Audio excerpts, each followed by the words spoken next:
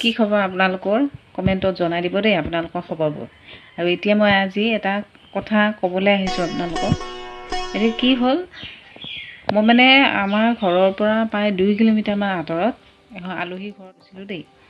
তাৰপিছত মই তেওঁলোকৰ ঘৰ পালোঁ আৰু তেওঁলোকৰ যিটো আমাৰ মানুহে কৰে, গৈ পোৱাৰ লগে লগে দৈনিক বহিব দিয়ে, তেনেকুৱাও তাত কৰিলে।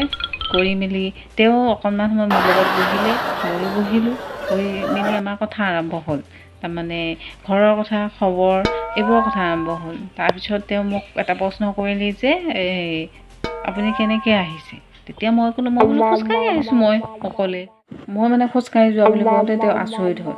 তেওঁ মোক কৈছে, আই 2-3খান গাড়ী থাকোঁতে আপুনি খোজকাঢ়ি আহিলে বুলি। মই আকৌ ক'লোঁ, বোলো 2-3খান গাড়ী থাকিলে খোজকাঢ়িব নোৱাৰি নেকি? এতিয়া ঘৰততো ৰুমে ৰুমে আমি 2-3খান গাড়ী চলাই নাথাকোঁ। ঘৰততো আমি খোজকাঢ়িয়ে থাকোঁ, হয় নাই? ক'লোঁ, পেট্ৰলৰ লিটাৰেই হৈছে 106 টকা। মই বোলে 106 টকা দি পেলাই মই যোৱাতকৈ মইতো খোজকাঢ়িয়ে যাওঁ।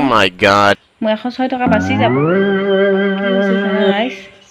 এই যে পেট্ৰলৰ দাম বাঢ়িছে, 106 টকা হ'ল এতিয়া লিটাৰ। তাৰ আগতে অকণমান বেছি আছিলে।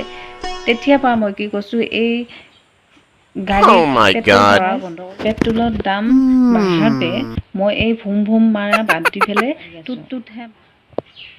মানে কি জানে? মানে মোবাইলত মই কেৱল ফেচবুক, হোৱাটছআপ, ইনষ্টাগ্ৰাম, ইউটিউব এইকেইটাতহে আছোঁ।